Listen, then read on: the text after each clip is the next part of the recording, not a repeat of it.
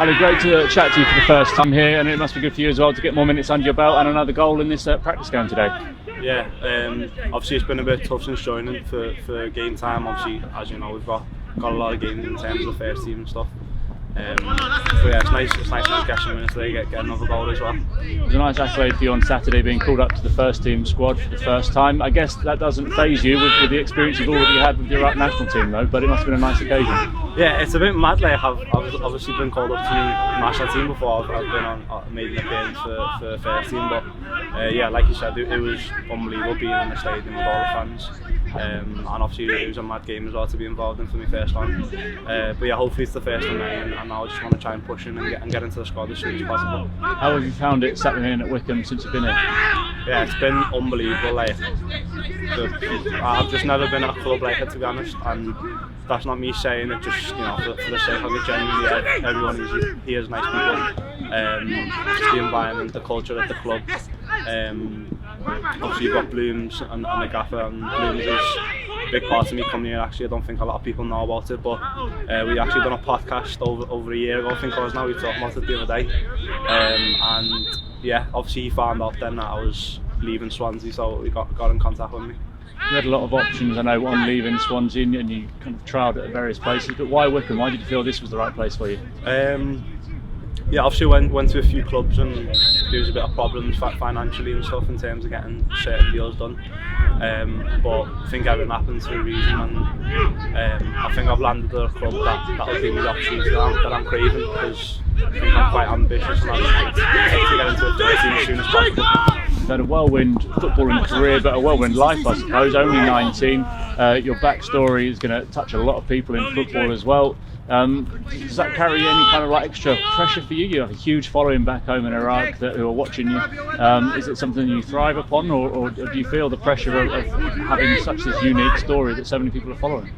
Yeah, I think it's definitely the latter. I think I thrive off pressure. I perform way better under pressure, and yeah, I've always liked not so much like the attention, but I like having expectation. I think most expectation from me comes from me myself, not from anyone else. But again, it's nice to have, you know, a big following, considering I made my debut again in the national team in the World Cup qualified before we even played for the first team. But yeah, I think I thrive on that, and yeah, I don't mind the pressure or the expectation of people.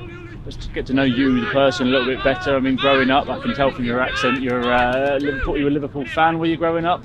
Yeah, so I grew up on a place called Toxteth, which is you know, in the city centre, near the city centre, and yeah, it's been football ever since I was young, to be honest.